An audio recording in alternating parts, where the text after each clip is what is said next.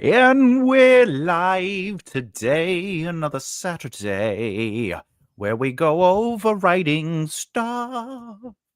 All right, kids, how's it going? Well, welcome to The Right Mindset. I'm Thomas J. Bellezza. As always, Saturdays, Sundays are live videos where Saturday we go over some writing exercises, maybe little in real-time classes, and or just have fun. But today, we're actually going to go over something that I'm excited about, which is ultimately immersive descriptions versus character experiences. And then you might be saying, but Thomas, what is that? And, honestly, I don't know. No, we're going to go over it immersive descriptions versus immersive character experiences. And we're going to give examples as always, because that's the fun part of Saturdays is we get to do it in real time. Let's be honest, I kind of do it during the lessons too. But you get to ask questions, you get to figure out what it's doing, like if you're like, well, why? And we try to work and talk through it. So, with that said, let's talk about it a little bit. All right. Boom. All right. So, first of all, what is immersive description versus the experience, right? The immersive experience. Hello, welcome, Winters, to another Saturday. All right. Well, to start, let me read my notes so we could do it as I do in my classes. So, immersive description, and if you haven't known, focuses on painting a vivid picture of the scene itself, what the world looks like, sounds like, or feels like to an outsider. Basically, it's like taking a camera and stepping back and being like, "What is this world?" Okay, and then you might talk about like the things like the light, how it filters through trees, etc., etc., etc. Like the feed, like the feed, everyone. Oh yeah, feed them all. Now, immersive character experiences is something that I love, and that is through the experience of the characters. This is where we bring it through how the character perceives the actual experience itself. All right. So let's start with hey, flowers, good evening from the glove of pink. I love it. I love it. I love it. All right. Let's see. Oh, that's not what I wanted to write. All right. Oh, wait. You need the screen up. I need to put the screen up. If I don't put the screen up, you can't see it. All right. Here we go. Boop. Time to make it happen. All right. So let's figure out one that we can do where this is just immersive description. All right. Oh, wait. I'm not on the screen. I'm not on the screen. And I know everyone's upset when I'm not on the screen, right? Because you don't get to see my beard. All right. So this is immersive descriptions, not the immersive character experience. And so we're going to just focus on describing something. Now, before I do this, though, I just a little aside from a teacher. It's okay to do immersive descriptions as long as it's through the character's perception or it's something that they're noticing, right? Yeah, see, even my cat, even Two agrees with me, like Two Face. I know. Come here, baby. You can come hang out. All right. So where was I? Oh yeah, immersion. So immersive descriptions are okay, but if they're just description for description's sake, you're taking it away from the character's experiences, but more importantly, you're taking it away from the POV of the characters, and sometimes it starts doing nothing, even though something is happening. So we are going to talk about that also today. It is a wonderful thank you. Thank you. My beard, thank you, and I thank you. All right, so let's do this. Let's talk about a merchant shop or something. I think that'll be the easiest way to go. So, the since I like fantasy, marketplace bustled with the sounds of silence. No, of merchants because it's merchants, and they will be bantering. Okay, now at a marketplace, there's usually sounds like coins and stuff like that. So oh wait, I like doing this. I like fluid, flowy, lyrical sentences. So I'm a comma man. I love my commas. I don't care what people say. Some people are like, no, you got to break it up. And I'm like, I don't want to do that. I don't want to do that. How do you spell perceive? No, I don't want to perceive. No. Let's see. The marketplace bustled with the sounds of merchants bantering. The clinking of coins and the sharp scent of, well, there's meats, there's spices. What else is there? There's you know what? Just the scent of spiced meats. Huh? We'll put it together, roasting over open flames. All right. So right off the bat, this is an immersive description. The reason is because we market, it is a marketplace bustled with sounds. This creates the obvious sounds, the sensory elements, right? And then we know who it is. It's merchants. They're bantering. There's some clinking of coins, so it's loud enough to hear it. Yo, what's up, Emma?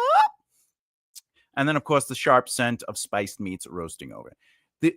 Now, in writing, I'll be honest with you, this is not my forte. I'm not a fan of this as the only passage. Now, if it was, yeah, the beard says hello.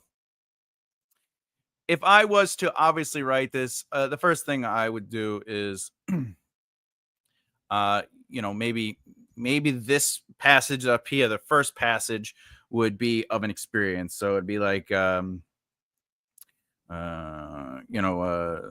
slipping through the crowd, Emma danced around the clutter, moving with a grace of her dance background. Okay, so why did I do that? Because now that I've placed the experience, right? So we're talking about one immersive experience. This is sort of immersive experience, but I'll get into it.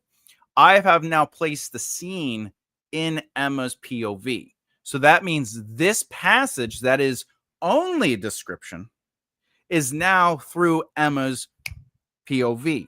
So even though Emma's name is not in this passage per se, okay, it is still inferred that it is through her experience. Too, you could come and hang out with me. You don't have to cry over. I don't know if you hear the cat crying. She just wants me to go upstairs and lay in bed. I feel so special. You are special. Come on, let's be honest. You're a special woman. Excellent author, excellent developmental editor, excellent line editor, excellent human being all around. Anyway, so if you can, in your writing, create the POV, distinctly create the POV, immersive or otherwise, then you can afford yourself the immersive description passage that has no POV in it, and it still counts as the POV. Good girl. Good girl. I'm trying to teach a class. You want to come up? Come up. Come on. You want to come up? Cats. All right. Sorry about that. We are a cat and dog friendly house. Morticia says hi. Tell Morticia meow meow or meow meow. I know. You have to either come up. I cannot leave the area. Sorry. All right. So again, real quick before I go into the immersive character experience of this passage, to earn a descriptive passage like this is pure immersive description. You need to at least set the scene in the POV of a character. So then we know everything that's being recognized in this passage right here is now what Emma is aware of. It's what she is taking note of. It's what connects with her the most. And that's what makes description powerful, is when we can connect it to somebody's choices. If it's just this, like if I take away this and it's just this, it loses something. It's just pretty writing now, or whatever, if you don't like this kind of writing, but it is just description for description's sake. And we talk about that a lot on this channel. But because now it's in Emma's POV, even though they are two separate passages, we have created the connection. We are now giving choice. Emma is noticing the bustling market and the sounds of that market. And because she's noticing that sound, right, she's specifically noticing the bantering, the clicks of coins, and the sharp sense of meats. Now, if I was there, I might notice something else. I might notice bards. I might notice colors and outfits. I might notice the horses. I might notice a dog. And that is why immersive description becomes so powerful when you have a POV established, because now it becomes the choices. Remember, a narrative is made up of both plot and story. Plot is what needs to happen no matter what. Story is how it unfolds through the emotional experiences and choices of your character. So even descriptions become the choices of your characters. Okay. Hector and Paris say, hey, hello. Slipping through the crowded marketplace, Emma danced around the clutter, ignoring the merchants' banter and the spiced meat. That's a great example. That's a great. Now we're putting her into it. The only thing is, I might say that there's a better chance of showing how she's ignoring them. But remember, here on this channel, we talk about show, sometimes tell. So the ignoring becomes a sometimes, which allows context. So this is a great example. Wonderful job. Wonderful job. All right. So now I'm going to take this away, but I'm going to redo this okay. So this would be the immersive description, the immersive character experience. So it's how the environment is actually influencing them. Okay. So just for the record, Winters, this is a great POV immersive description. But now what I'm going to do is I'm going to show how to create an immersive character experience. Okay. This is character experience. All right. And just so anyone who's coming in new, immersive descriptions. All right. And then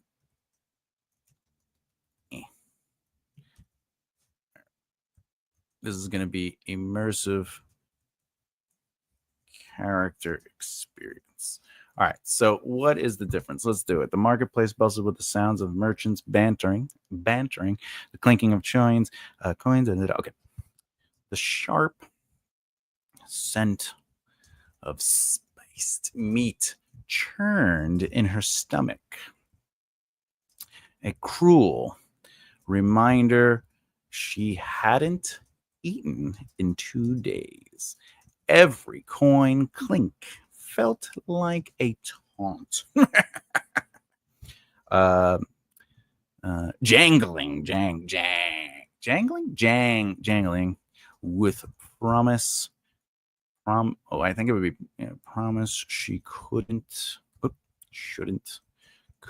afford. But I think it should be promises. I think grammatically it should be promises. All right. So here we go. It is pretty rushed and mashed together, just playing around. Hey, Winters, accept your greatness, all right? All greatness comes from attempts. There is no such thing as a bad first thing, because the first thing is the hardest thing to get out. So being able to just kind of is always a great accomplishment. Remember, writing is all about trying. Okay. So with this said, the sharp scent of spiced meat churned in her stomach, a cruel reminder she hadn't. All right. So the big difference here is that the environment, right, the immersive experience, right, is that the description is now influencing her. If you saw last week's video when I rewrote the first three paragraphs of R.R. Martin's Game of Thrones, I wrote with immersive character experience. I let how Bran was experiencing the environment move him, because that's more my speed. I like everything through the experience of your characters. This is emotion. This is choice. So this is the POV of immersive descriptions through the choice of characters. Okay. All right. That is 100% okay to do. And then this is how the immersion is influencing the character, both emotionally and mentally. The mentally part is a cruel reminder she hadn't eaten in 2 days. And then every coin clinked like a taunt, jangling with promises she can't afford. So it creates the physical response to it, and then there is an emotional response to it. All right, there's an emotional response to it. Okay, now, so there's also another thing. Let me.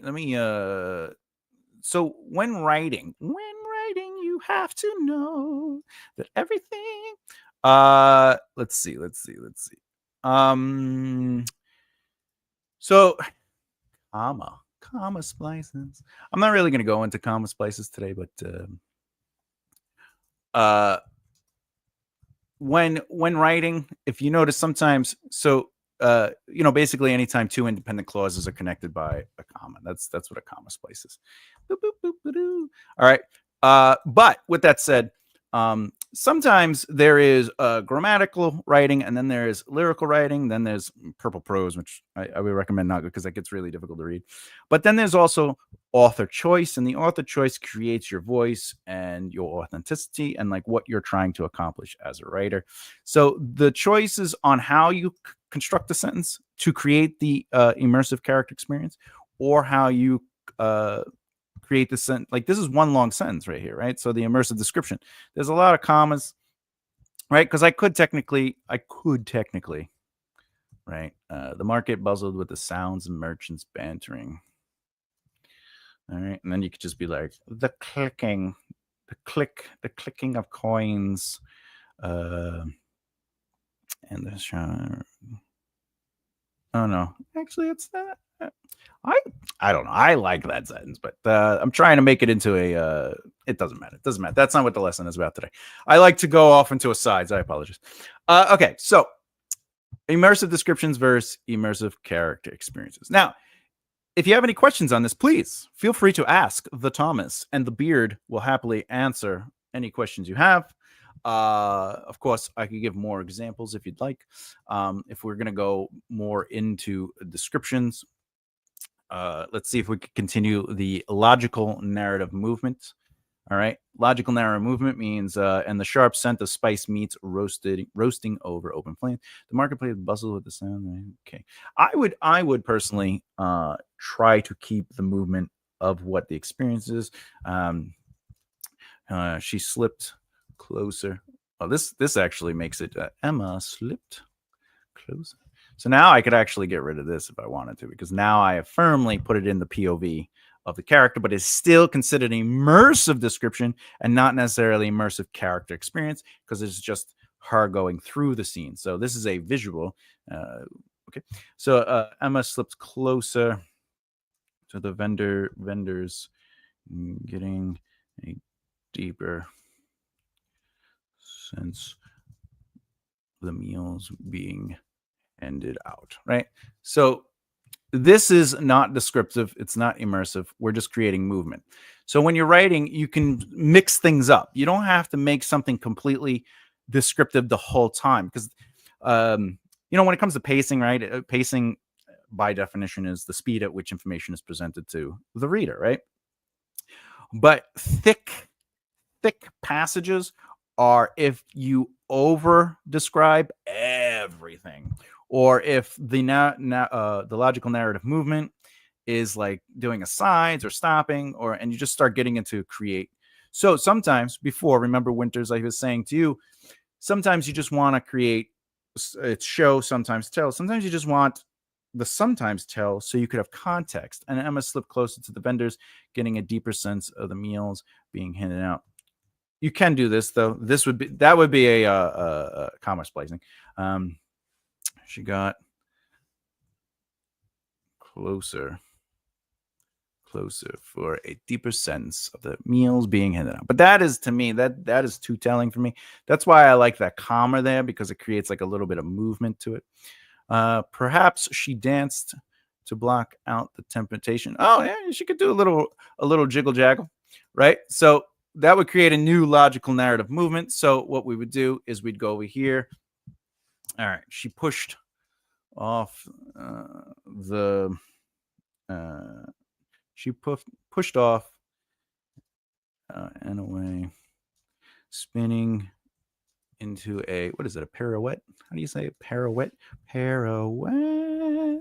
dance move. I can't spell. It's not a pirate dance move. Pirouette ballet dance move. How do you, not persuasion, pirouette dance move in, I don't know. I'll just, since I don't know how to spell it. She pushed off and away, spinning into a turn, moving out of the crowd and into the muddy streets. Okay, whatever. All right. How do you spell? Oh, there it is. You're the best. You're the best. She pushed off and away, spinning into a, because that creates a better visual pirouette. All right. Okay. The crowd split.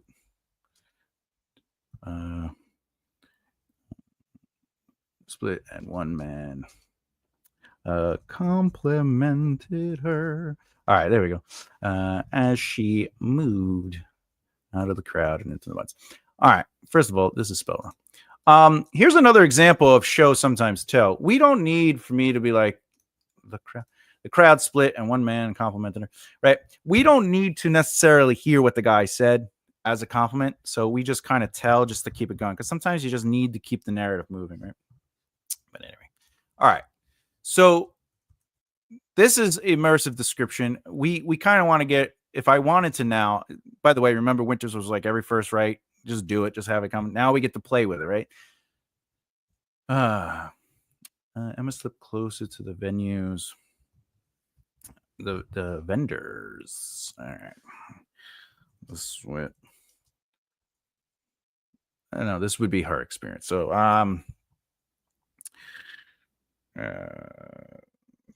dark in the sweat of others. The area filled with people calling for their orders. All right. All right. She got stuck in the sweat of others. The area filled. Okay. So I'm just trying to go through and figure out how do I add a little bit more description to certain things. But remember, like, even though this is a nice, good, thick description, sometimes you don't want to go overboard with the full passage, because then it gets a little overwhelming in general. Again, if anyone has any questions about immersive description versus immersive character experiences, if anyone's just joining us now, remember, immersive descriptions is just describing and pulling us into the action. So it's painting a vivid picture of the scene itself and what it would look like, sound like, etc., etc. Whereas the immersive character experience is how the environment influences the character physically and emotionally. Physically, emotionally. Everyone dance. All right. Dancing. Okay. There we go. 23 minutes in. That's not bad today. All right. I wonder if Emma's still here. Emma, what do you got? You got any thoughts? Flowers, you got any thoughts? Does anyone have dancing thoughts? What's going on? Winter? Anyone? No? Any questions for anyone who's watching? I'm always here to listen. All right. Anyway, the sharp scent of spiced meat churned in her stomach, a cruel reminder she hadn't eaten in 2 days. Every coin clink felt like a taunt, jangling with promise she couldn't afford. This is probably more common style, by the way, because like it kind of tells you what's going on inside her. But I do like the fluidity of it. You know, like when I'm writing, I try to create a lyrical movement through the narrative, the logical narrative movement. All right, everyone. I think that was a quick class. I think we could call that a quick class. We just went right into. That's all it is. It's just immersive description. It's just describing the environment at its depth. You could even go in and Emma slipped closer to the vendors. So what kind of vendors? The packed vendors. All right, but is that, do we have a sense there? Is there, that's visual. That's visual. So slipped on the wet mud. Stepped closer. Emma slipped on the catching herself on the wall of the packed vendors. All right, so now that creates a little bit more dynamic movement. So Emma slipped on the wet mud, catching herself on the wall of the packed vendors. She got closer for a deeper sense of the meals. I don't really like that. She teased herself. I don't like that. Okay, so we get rid of that. All right, stuck in. Okay, catching herself on the wall of the packed vendors or vendor. Stuck in the sweat. Is that sweat or sweet? Did I? Ha ha! Sweat. All right. Sweat of others. The area filled with people calling for their orders. All right. So immersive description allows you to basically feel like you're there, and just going through a sentence, like if you're not going to go as deep as this, just go through your sentences and try to add a little something to describe what it is. So I changed a sentence whole purpose by slipped on wet mud instead of slipped closer to the packed venue, but we've added a couple of things. The slipped on the wet mud, we've created a little immersion there. Catching herself on the wall of the packed vendor. Catching herself on the wooden wall of the packed vendor. It's coarse. Coarse? It's coarse wood. Oh, now I can get it. The wall of the packed. It's coarse wood scraped against fine skin. All right. Her fine palm. Her palm. Okay. All right. So now we're just kind of adding a little bit more movement to the description. So there's a cause and effect. So the marketplace puzzle with all this stuff. So she slipped on the mud to catch herself on the wall of the packed vendor. It's coarse wood now because she's on the wall, you know. It's coarse and gets everywhere. It's coarse. Did I say? Oh, thanks for the correction. It's coarse. It's coarse and gets everywhere. The wood. It's coarse wood. Coarse. It's coarse wood. All right. So for me, it's coarse and gets everywhere. That would lean a little bit more towards the telling. This is more active because it's coarse wood scraped against her palm. However, it's coarse and gets everywhere is not wrong. Like there's nothing wrong with that version of it. That does lean towards more telling though. But again, that is a author choice or a style, and it is a good sentence. It's coarse and gets everywhere. So catching itself on the wall of the packed vendor. This might have the wall, the wooden wall. You'd have to say wooden wall of the packed vendor.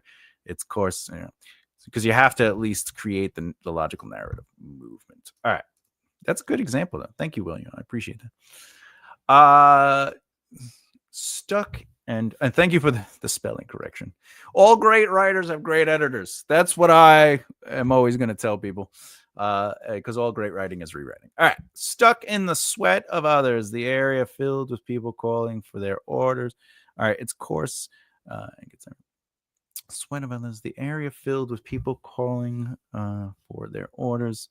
And again, this would be an example where telling becomes purposeful because we don't need to know what they're saying for the calling of their orders. We're just sort of getting there. So it's the what is going on? Okay. All right, my M dash thing ain't working. Yeah, all right. Okay, whatever. Show sometimes tell.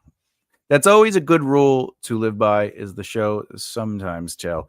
And the reason is because showing allows us to be within the experience as readers, and the tell gives us the context to it. And it's the same thing with this, where the show is technically how it's physically influencing her, and then the context, the sometimes tell, is giving us insight into how it is influencing her and her feelings. So interesting. All right. Okay. 30 minutes in. I think that's pretty good. All right. This is where I always hand it off to the audience. And do you have questions, thoughts, ideas? Do you have anything you need me to answer for your own books? Maybe a writing question that might not pertain to this per se. This is the welcome all. Hello, everybody. And,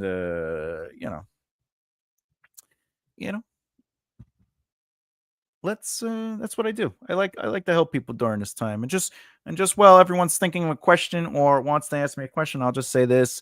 Both examples are technically describing the same marketplace. This example, the original example, and this example, but the second one is putting us inside the character's head, which makes it less about the market and more about how they experience it. And again, that is a choice when it comes to narrative storytelling. What do we got here?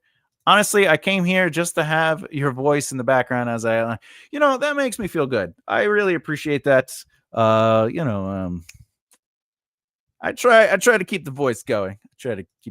Knowing someone is being productive writing motivates me. I love it. I hope we're motivating everyone out there to write a little bit more. And it means a lot that not only listening to it, but that I can help you keep motivated and get those writings out, get those words out. So, all right. Well, I guess any other questions? If anyone has any questions, I love questions. Questions. Would you be able to do a series on outlining some? Not only would I be able to, but I have, I think, 4 series on outlining. I have the outlining playlist, which is every single outlining video, and then I have that broken down into breaking down the 27 plot point outline. And the 27 plot points and how they work within the story. Then I have how to outline a saga. I have a couple of them. And then I have some live outlining where I actually do real-time outlining and I break down why I'm doing it. And every Sunday, Winters, every Sunday, I'm working on the Write With Me series, which is me showing everybody the process in totality, from brainstorming to outlining to mapping out chapters to writing the chapters to creating the prose to doing the editing, one thing at a time. So I have many outlining series on the channel as it is. You just in fact, on the front of the page, I think the first playlist, I believe the first playlist is indeed outlining. Let me see. View my channel. Yeah. How to outline your story. Step-by-step tutorials. Hello, Thomas's beard. My beard. Hello, Nicole. How are you today?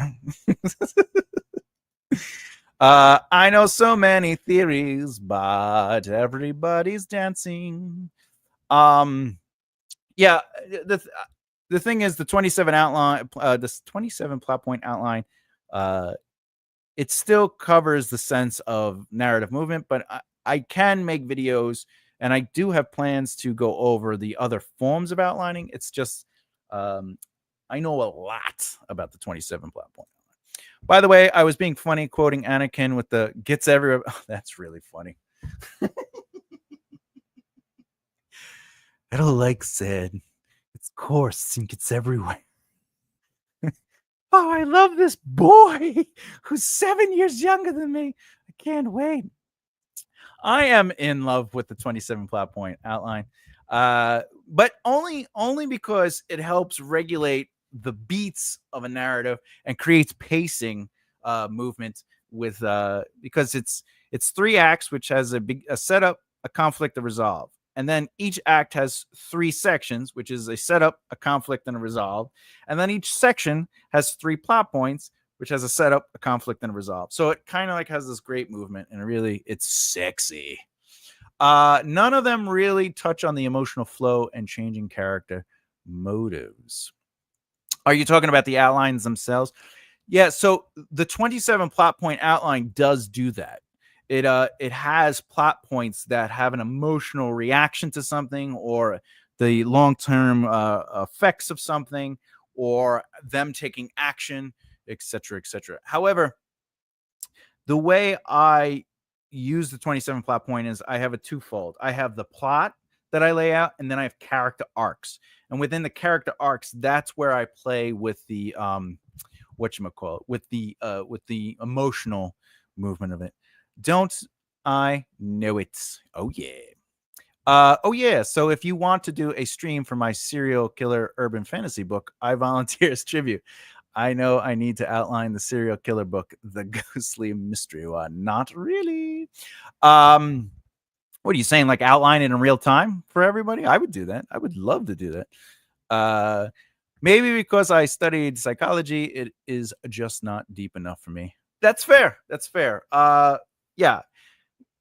Honestly, though, when I'm writing, how I say narrative is plot and story. Plot is what needs to happen. Story is how it unfolds through the emotional experiences. And the story is the writing part. That's where I kind of play with the prose and how I create, like what we did today with this.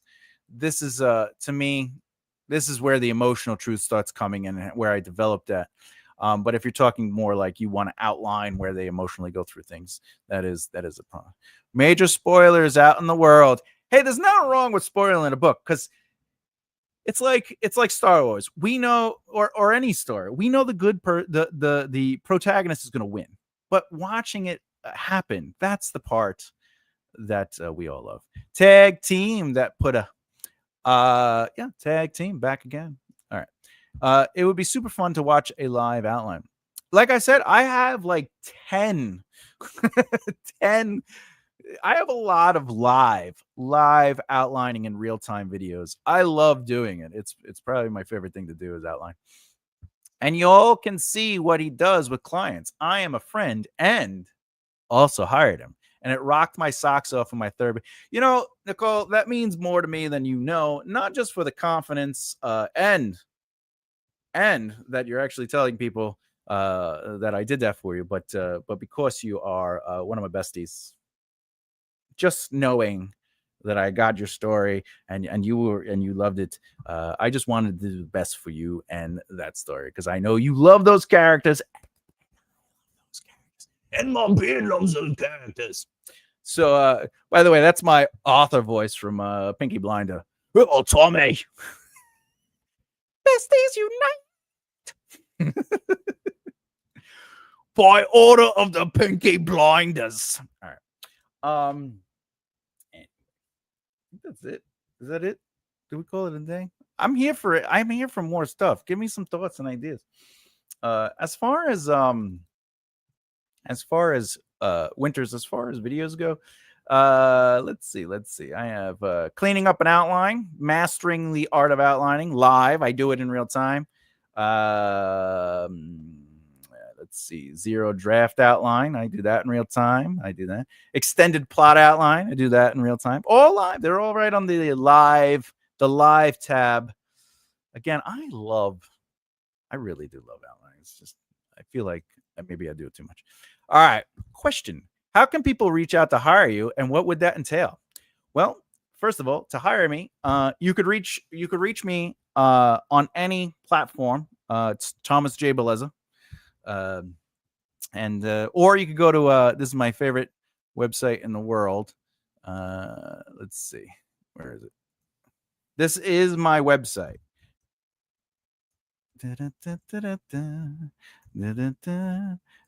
I'm not joking. This is my website. MakeARightLeftHere.com. There you can find me. You could email me. You could say, hey, I have a book. I do many things. You'll see that I have many, many services on my website. More importantly, though, if I may, if I may, and Nicole can contest to this. I'm not contest. She can confirm this.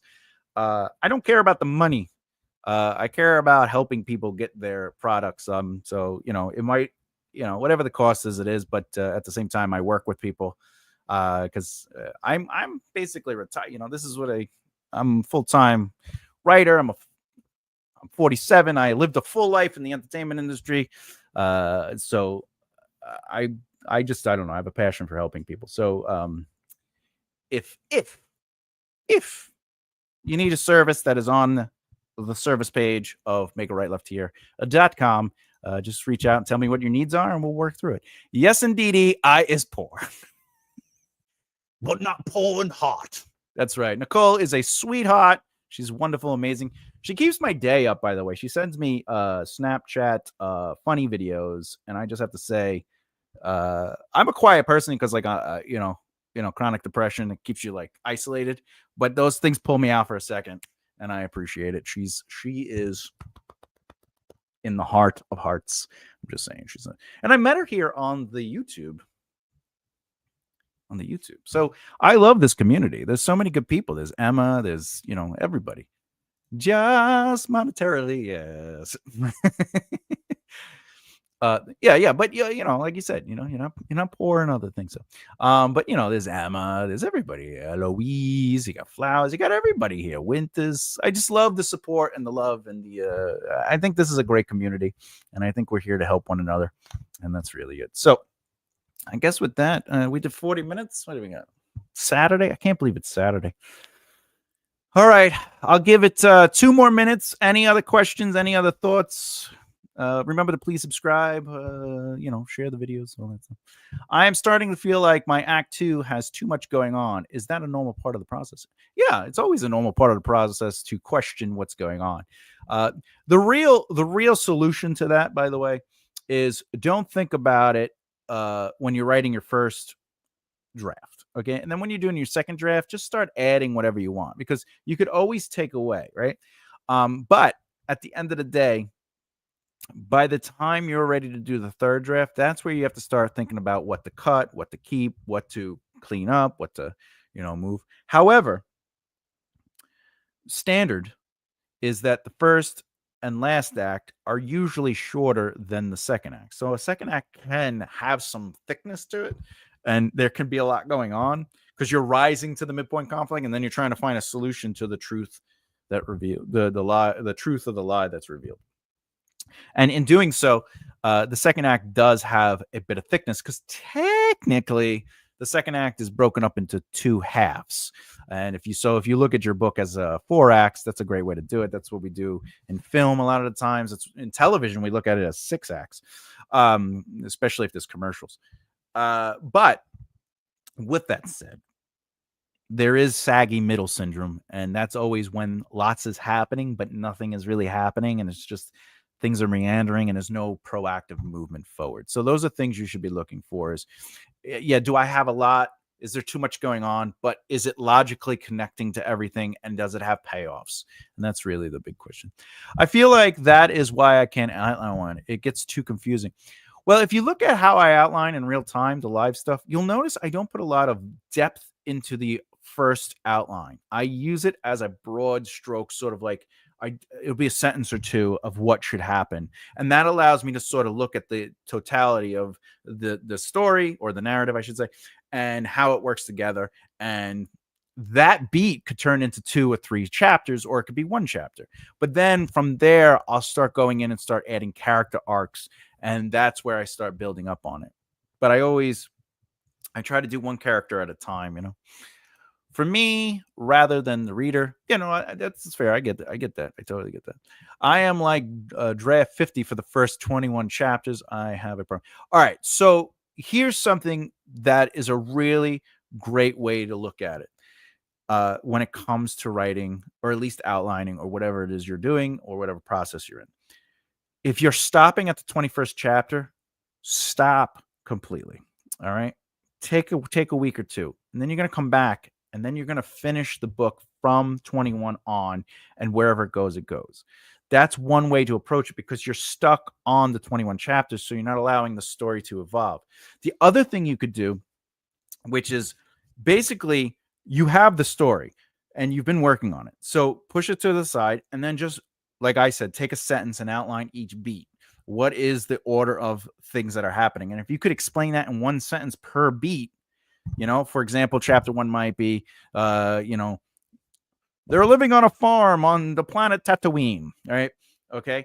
And then maybe the inciting incident is they buy droids, and then maybe the reaction to that inciting incident is Luke finds a message from Princess Leia. Like, it could be that simple. And if you do that, you could start kind of like making sense of your story without all the hoopla and all the deepness and all the reading of the deep chapters. Like, if you could just make sense of it in a sentence, that would definitely help. Ooh, 4 and 6 acts sounds really interesting. It is. So basically, the 4 would just be breaking. It's act 1, then act 2 is A and B, and then act 3 would technically be act 4. With 6, it's just breaking each act up into 2. I look at every act as 3 stories, though. Or I should say 3 acts of a story. So if you ever end up reading my books, you'll see that act 1 has a beginning, a middle, and end. And then act 2 sort of starts a new part of the bigger picture, but it becomes its own complete story with a beginning, a middle, and end. And then my third act is now its own story with a beginning, even though it's all one big story and it's all cohesive. And but I try to look at it like I like to play with the wave effect. So I'm doing 9 acts, which is also a form, but I'm doing it within the 27 plot point. So that is what I am doing today. Each beat in a sentence. I really think that's going to help you, because if you could understand something simply and explain it simply, then you understand it completely in a sense. That's the old Albert Einstein. If you can't explain something simply, you don't know it well enough. So if you could just kind of get that sentence out of each literal beat of movement, it doesn't matter about the smaller details at that point. It's just like, what is this thing? Because if you watch a movie or you read a book or anything, every like scene can be broken down into a sentence. And that's, when I was in the movie industry, that's how we basically did it anyway. Because when you're at the board, like if you're at a writer's room meeting or something like that, they just have a whiteboard, or they have like, they'll write on cue cards, not cue cards, the index cards, right? See, I still have old habits. They just write down like a thought, like, like for example, Breaking Bad, like maybe the first thought would be, Walter wakes up on his 50th birthday, and then that goes on the wall, right? And then they just keep moving the story forward with just momentum. He wakes up on his birthday. He discovers we see his mundane life. He has cancer. He has the fall down, right? And then the real work begins.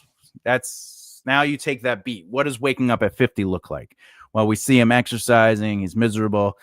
We see his awards on the table, on the wall. They want a Nobel Prize or whatever it was, a Pulitzer or something, Nobel Prize. And then we want to see him around the table. So and that's how you do it. You just sentence you start with the broad sentence, and then you make sentences to the beats to that, because you don't have to show the scene play out. You just need to sort of know where it's going. Yeah, thank you, flowers. Breaking Bad's writers said they would intentionally write themselves into a corner and then spend weeks working on it. Yeah, absolutely. That is also the Stephen King throw a monster in the corner rule. So if the scene's getting dull, you throw a monster in the corner room. With Breaking Bad, they would do that. However, if there's a really great video of Breaking Bad doing the writer's room, and they do show the index cards, and they just sort of like, this has to happen, then this happens, and then they sort of move things around. When I was working on a season, the show didn't get picked up, but when I was working on a season show, we actually mapped out 5 seasons. But you'd be like, that sounds in so much work, but it's just sentences. It's like, what are the things we need to happen? And so, this. Okay. So what is that season about? And then you write a sentence for that season. And then the first season's where you break it down into more. You'd break it down into the 8 or 12 episodes, depending on what it was. I have a 2-year-old. My notes would be still sticky, but well, as long as they come out as tasty, then it doesn't matter that they're in the play oven. You gotta cut. Do they have the little light bulb that burns at 1,000 degrees, like I used to have when I was a child? The easy bake oven, No, I get it. But you could put the notes on your computer too. Like I don't know. Let's see. Watch. Right. So Thomas works at a donut shop. The shop gets robbed, and Thomas gets shot. He wakes up 2 months later in the hospital. Like, this is how easy this is really what outlining could be. He wakes up 2 months later. So this is the ordinary world. This is ordinary world. This is the inciting incident. This is the reaction to the inciting incident. I wake up 2 months later. Okay. I could even go deeper than that. I could actually do this. I could go get shot. Thomas is dying on the floor. Dying on the floor while the robber is tackled. Right. So I could do that too. But that's the brilliance of the sentence is ADHD, man. I get it. I got it too. You know what I'm saying? I got ADHD. I have it so much it comes in high def. But as you can see, this sentence was added because I wanted to create a beat between this. But this is the first section of the 27 plot point outline. This is the ordinary world. So we get to meet Thomas in showing the ordinary world. We get to disrupt that ordinary world. And then the direct reaction to the inciting incident is that he's laying on the floor dying. I got it 3. I'm on meds for it now, though, because it can get worse with age. Whoopsie. Yeah. I mean, ADHD could really it takes a lot to just get things done. But as an aside, if I was going to continue this, right, I could look at it like this. Boop. Now I'm looking at the beats. Okay. I don't know why it keeps making the smiley face. I didn't know it could get worse after pregnancy. Mine got better, oddly. You know what's interesting about that?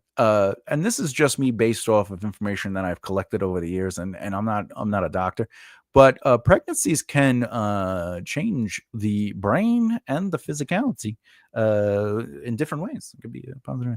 Anyway, Thomas works on a donut shop. He gets shot. He wakes up 2 months later. So this starts. They are in the world that's disrupted, right? But by the way, there's a free, I don't know if you know this, but there's a free template in the folder. So you could touch it. So this starts the problem, disrupts the world, right? So now he wakes up 2 months later in the hospital. So now we have to do, he has to take action. So Thomas puts the work in to get better and change his life. Right? There we go. Yeah, your brain is pruned a lot. Oh, same as puberty. Very often. That is. Hey, listen, I'm still waiting for puberty, to be honest. Hormones are so weird, and you are right, Thomas. Mental illness and neurological disorders can pop up during and after pregnancy. Sometimes they go away, sometimes they don't. That's true. The last time I was pregnant, everything changed for me. That is true, though. Everything Nicole said is true. Okay, so what is the consequence of putting the life in change? He joins. I don't know. Let's see. Now I could go crazy with this. I could go. He joins a militia. All right, a local militia. And I might say, I might put in here as a note, I might be like, he wants to fight back against crime. Okay.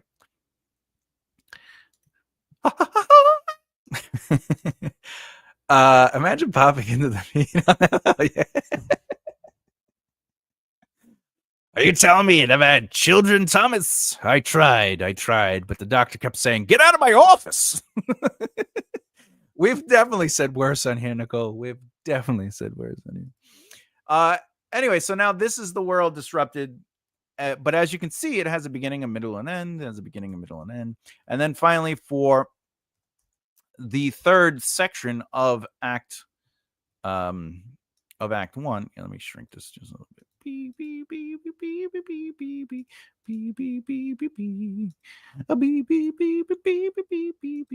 All right.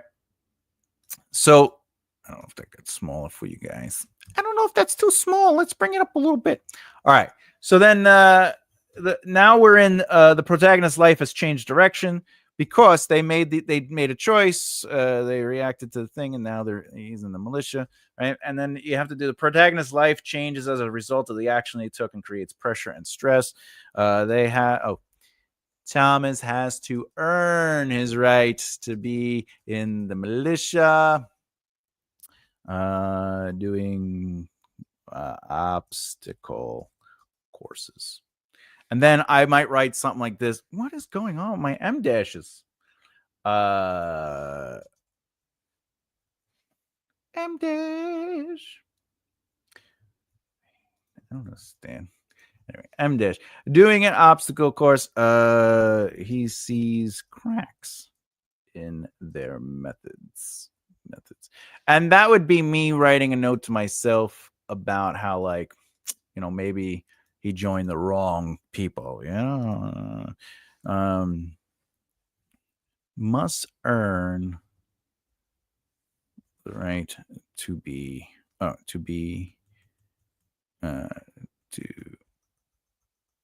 join. Doing obstacle courses. He sees cracks in their methods. Okay. So this allows me to start, like you were saying, Winters, like, how do I work on the emotional thing? And this is technically a psychological element of it. And the first plot twist, someone dies during training, but it turned, all right. And then I might say, but something seems off about it. Right. And then because of the plot twist, all right. So then Thomas wants to leave, but there is no leaving. So now he's stuck in that world, right? So that is the twist. So this is the twist. Someone dies during training, but something seems off about it. And Thomas wants to leave, right? And then Thomas goes to leave. And by the way, that's me just outlining the first act of something. And that creates the setup, the conflict right here, right? And then the resolution of that conflict. And I know you might be saying, but conflicts, the resolution should be something good. No, the resolution is the conclusion of that narrative's movement. So the conflict is he got out of the hospital, he's getting better, so he joins a militia. So the resolve is he's within the militia, and this resolves Act 1, and therefore it's turning into something bigger.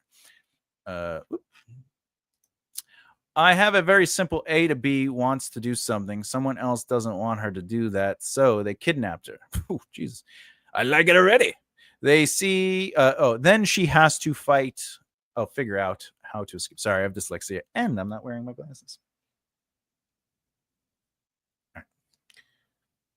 I love it. Then she has to figure out how to escape. I'm assuming there's two things that could be happening here for you.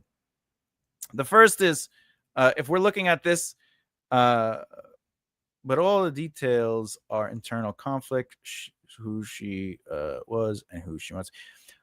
For the record, you should have an external and internal conflict in sense, but the internal could be the bigger. That could be the narrative drive, but but there is usually also some sort of external element to it. But if I'm looking at this as a developmental editor, right, you're saying I have a very simple A to B wants something. So this could either be how Act 1 ends, or then she has to figure out how to escape. That would be the midpoint conflict, is where she gets kidnapped, and then she's like, how do I get out of here? And now from the midpoint to the beginning of Act 3 would be where she's trying to find the solution of how to escape. And now we get to watch her figuring out how to do things and stuff like that. That would, just by looking at that mission statement of the story, or that log line. I have a very simple A to B wants to do something. Someone has done it. Doesn't want to do it. Is this a crime? Is this a noir? Is this what is this? Action adventure? What do you got going on here? What do you got going on, Winters? What do you got? All right. Ooh, been on here for an hour. I have no drink, no soda. I feel naked. All right. Well, with that said, I had a lot of fun. I guess do I have a final? Let's do a final thoughts. Final thoughts. So yeah, when it comes to immersive description and immersive character experiences, just know you got to make the choice between what you would like to do, but however you can mix and match. So when you're writing, you have to ask yourself, am I describing the scene for the sake of clarity, or am I letting the character pull the reader into their experience? Both are very useful, but immersive character experiences tend to create a deeper emotional connection with the readers and hooks them into the movement of the narrative itself. So that's very important. What do we got? A little bit of effing everything. Haha. Psychological thrill. I love it. Bit of sci-fi. Bit of crime. I love it. I like everything about that. Let me know when the book is done. I'll take a look-see, a ready-roo, a ride. Oh, that reminds me. Nicole, if you're still on here, I have your book scheduled for this week to finish the PDF. Finally have some free time. Okay. All right. Is that it? Are we done? Did we finish up? Oh, my thank yous. Well, yeah. No, by the way, I am enjoying the book. The only reason I paused is for many busy reasons. Many things that have to do with being Thomas. All right. Other than that, next video in the series. Oh, this reminds me. Next video in this series. Okay. This is going to be fun. It'll be my first writing sprint, everybody. It'll be my first writing sprint. 2:00 next Saturday. It should be pretty exciting for that. Tomorrow I will be continuing the write a book with me. Tomorrow we'll be writing the book still. So we're going to continue and do what we got to do. Whoop. First book, and very different from the others you read. I am... Listen, you are eclectic. That's what I'm saying. Tomorrow, yay. Yes, flowers, please. I can't wait to see you there. It'll be exciting. 2 p.m. in Italian time? No. It's same time as today. So whatever today was for you will be what it is tomorrow. It's 2 p.m. Eastern Standard Time, as always. I'm pretty excited about tomorrow. I think tomorrow we're moving on to doing a little bit more outlining, by the way, Winters. So if that's something you want to watch, you get to see me outline this story in real time, trying to figure out character movement and stuff like that. So I'm really looking forward to that. 9 p.m. currently. Parli Italiano, popopore. Yay! So 8. Oh, I'll take it. 8 o'clock. Ocho. Wait, I think that's El Espanol. I shall try. Did this just finish for the day? Yeah. Strike Boogie. Yeah, we just finished. It starts at 2 p.m. every Saturday Eastern Standard Time, and on Sundays we do the same thing, 2 p.m. Eastern Standard Time. Saturdays are writing things, and then Sunday is showing the behind the scenes of writing a book in real time. You see it on the screen, and I talk everybody through the process. I'm sorry you just missed stuff. But you could rewatch the video. The first half hour is all about immersive descriptions versus immersive character experiences. The second half is me answering questions from the writers and also going over some outlining stuff. I will aim to catch you next week. Thanks again for all your efforts. Hey, I appreciate it. Much love. I'm always excited when I can help and hear people get something out of this. His voice and the banter is worth coming for. I do. I go all over the place when I talk. I can't help it. It's because I'm conflicted. My beard is talking and my brain is talking, and sometimes we're not on the same page, you know. Anyway, with that, what do we got? See you on the flip side as usual, Mr. Beard. I'll see you next time, Nico.